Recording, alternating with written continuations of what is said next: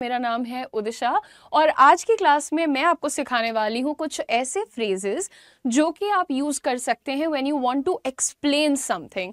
कोई भी चीज को, let me tell you one thing, हम अपनी लाइफ में हर वक्त किसी ना किसी को कुछ ना कुछ एक्सप्लेन कर रहे होते हैं। मम्मी को, पापा को, बॉस को, जूनियर्स को, सीनियर्स को, क्लासमेट्स को, कलीग्स को, दुश्मन को, दोस्त को, गर्लफ्रेंड को, बॉयफ्रेंड को। Oh my God, we are consistently explaining. But you know what? आपको ये एक्सप्लेनेशन वाले टॉर्चर से क्या बचा सकता है? थोड़ी सी अच्छी अंग्रेजी।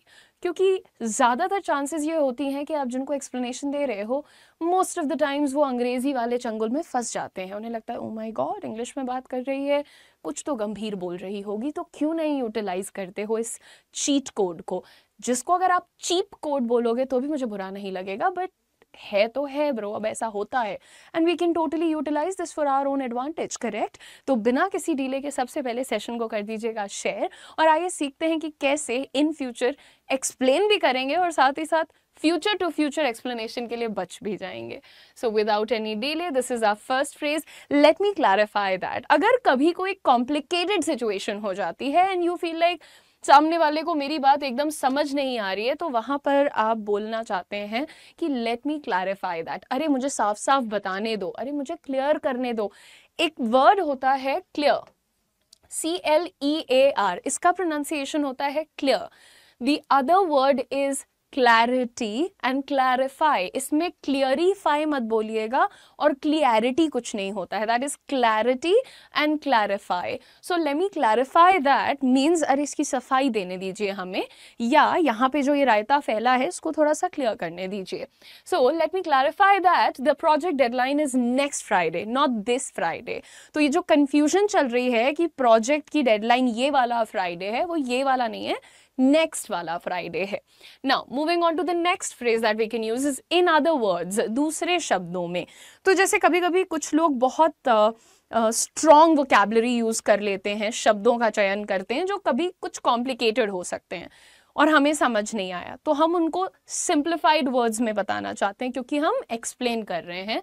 इन अदर वर्ड्स यानी दूसरे शब्दों में, सिंपल शब्दों में, इन सिंपलर वर्ड्स भी हम बोलते हैं the new policy will require employees to submit their reports weekly instead of monthly. तो कोई कॉम्प्लिकेटेड बात करके गया होगा, उसी को सिंप्लीफाई करने के लिए यहाँ कहा जा रहा है in other words the new policy requires the employees to etcetera etcetera. ठीक है, पूरा आपने पढ़ लिया है। Next, to put it simply. अब वही सिंपल तरीके से अगर समझाएं, साधारण रूप से अगर हम आपको समझाएं, तो उसी को अंग्रेजी में कहते हैं to put it simply.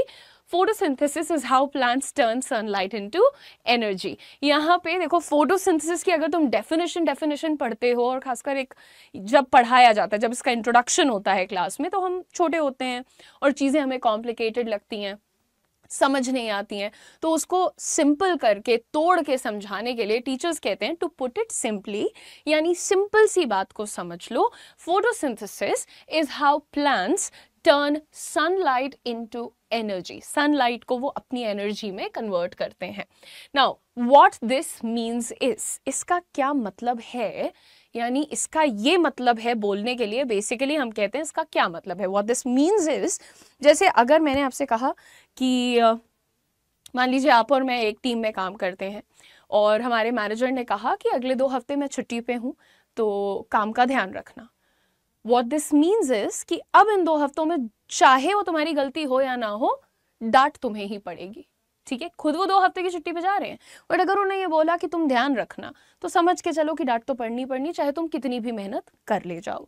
Let's see this. What this means is that we need to adjust our strategies to meet the new market demands. अब यहाँ पे कोई भी एक फंडा है जिसको एक्सप्लेन किया गया है with the help of this sentence, but आप समझिए, अगेन कोई भी चीज जो आपको कॉम्प्लिकेटेड लग रही है उसको अगर आप थोड़ा सिंपल करके बोलना चाहते हैं, तो इन 5 में से कोई सा भी एक फ्रेज यूज कर सकते हैं। और ऐसे ही 5 है क्या ये? 1 2 3 4 5, this is the 5th one. To elaborate on that, to elaborate नहीं, rate, to elaborate on that, अगर हम किसी चीज पे थोड़ा elongate करना चाहते हैं, थोड़ा सा और क्लियर करके बात को बताना चाहते हैं। नहीं, पहले किसी ने बहुत छोटी सी बात बताई, जैसे किसी ने कहा कि उदिशा ने नीचे किसी को चाटा मार दिया। To elaborate on that, बात बात में मैंने बोला कि मैंने चाटा मार दिया, मैंने मारा नहीं है, मैंने सिर्फ बोला कि चाटा मार दिया। तो अब कई बार एक्सप्लेनेशन, एलैबोरेशन रिक्वायर्ड होता है, वरना मान लो मैंने कहा कि यार मेरा मन कर रहा है ना मैं जाके उसको थप्पड़ मार दूं, तो पता चला तुमने किसी को बोल दिया ये कह रही है ये मारेगी सबको। सबको नहीं, उसको मन कर रहा है, मारूंगी नहीं मैं, जानती हूँ मैं अपनी लिमिटेशंस, मार नहीं सकती मैं किसी को। But so to elaborate on that, ये ऐसी बातें भी करती हूँ तो अजीब लगता है, बट ठीक है। To elaborate on that point, research has shown a direct correlation between exercise and mental health improvements। ये इतनी complicated examples मैंने क्यों रखे, बट ठीक है, अच्छा तो है ना। रिसर्च में ये दिखाया जाता है कि एक्सरसाइज और मेंटल हेल्थ का काफ़ी डायरेक्ट रिलेशन है आपस में। हाँ, एक्चुअली आप जब जिम से बाहर निकलते हैं तो आप खुश होते हैं, जब आप जिम के अंदर जा रहे होते हैं तब आप दुखी होते हैं। ऑलवेज रिमेंबर दैट, दुखी नहीं होते हैं but you are not that happy as you get after doing और getting over with the gym. Now for instance, बहुत बार ऐसा होता है जब हम किसी भी बात को एक एग्जाम्पल के साथ समझाना चाहते हैं, तो वहाँ पर हम कहते हैं for instance, for example, etcetera.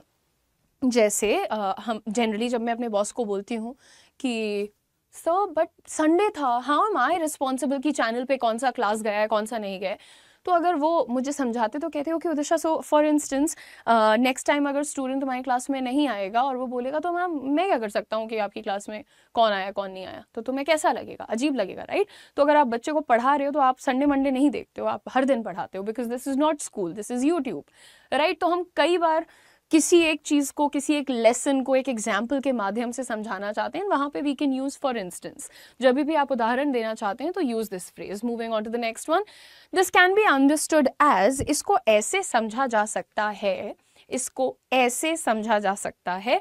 जब भी हम एक, again this is more like giving an example only, so this can be understood as an opportunity for growth within the company.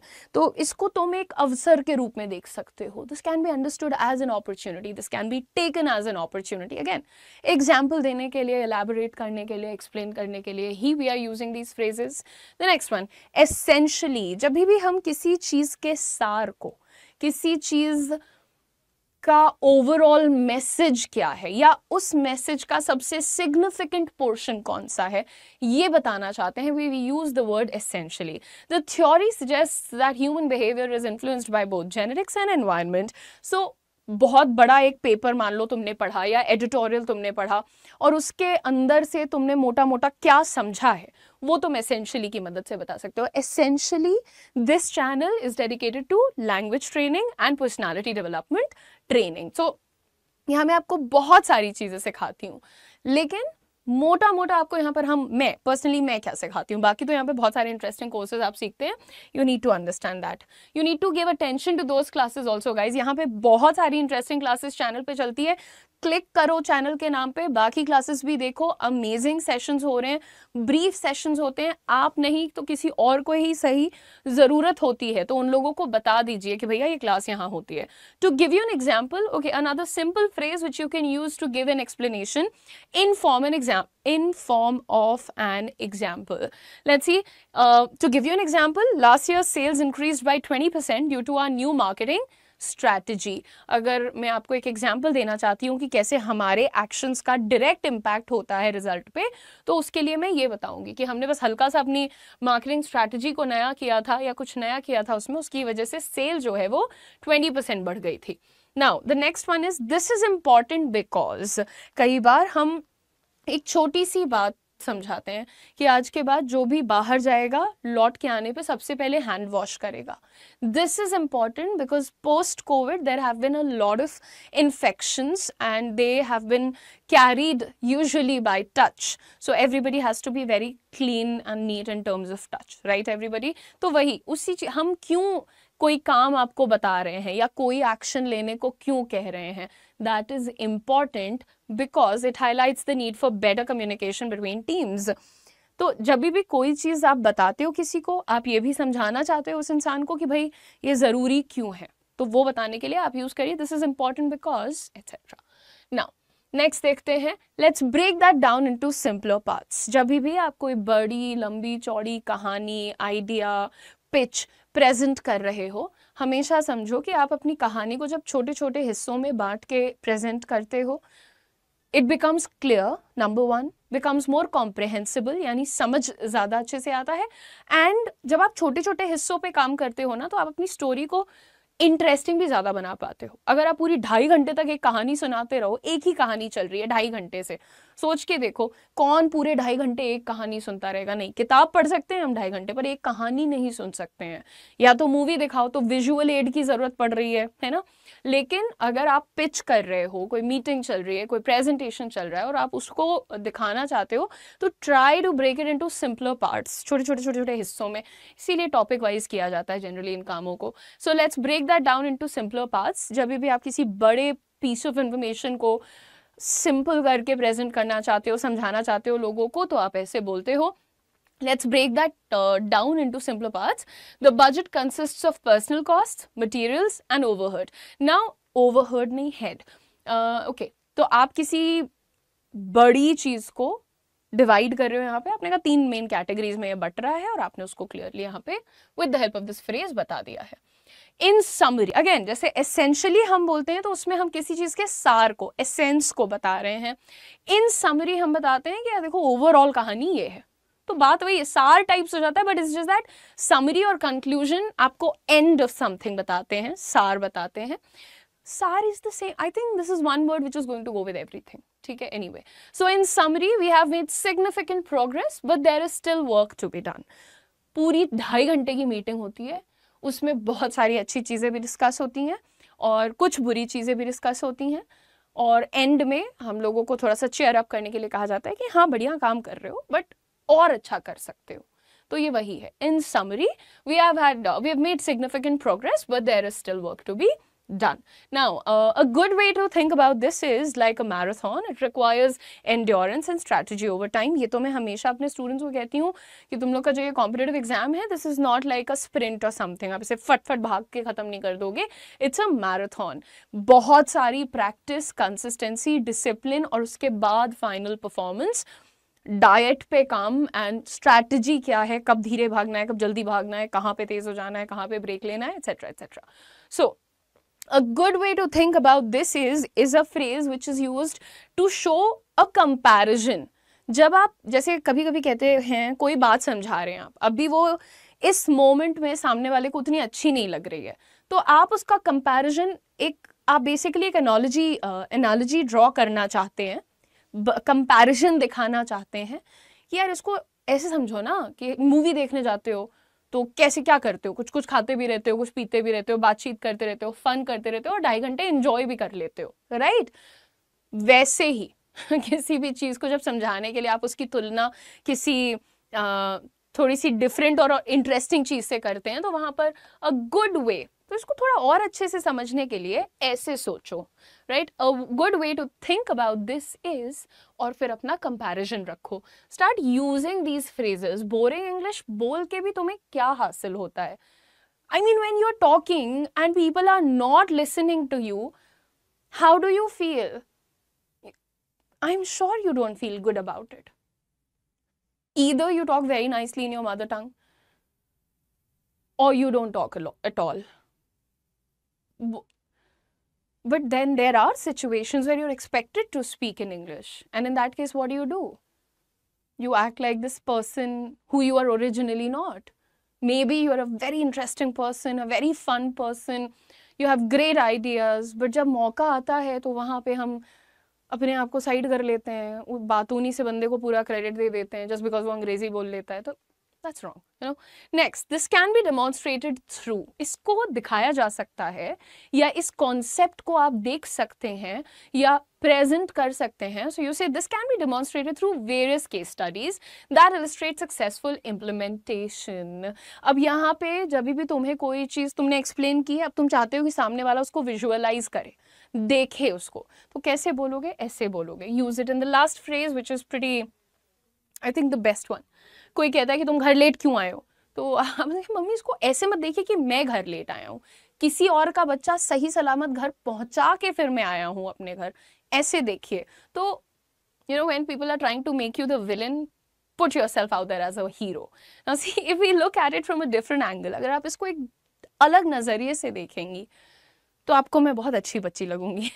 So if we look at it from a different angle, we can see that failure often leads to learning opportunities. Yeah, this is I think one of the most cliched statements, but hey, this is quite true. हम जब fail होते हैं, in that moment we're too kind of demotivated to look at the silver lining, but 24 घंटे के बाद में आप अगर कोशिश करें तो हर बुरी स्थिति में से आप कुछ अच्छा ड्रॉ कर सकते हैं, कुछ अच्छा निकाल सकते हैं. So I think we all need to start using all these phrases. We all need to kind of start talking nicely. We all need to understand कि हम important है, हम जो बात करते हैं वो important है. As a personality हम boring नहीं है. As someone who has probably just begun the career, or as somebody who has been in the industry for too long, as anyone, anywhere, in whatever capacity, if we want to create a good impression, we need to first start from our head. हम अपने sir में, अपने ख्याल में, अपने दिमाग में खुद को कैसा मानते हैं, सोचते हैं, etc. वो बहुत ज़्यादा important होता है दोस्त.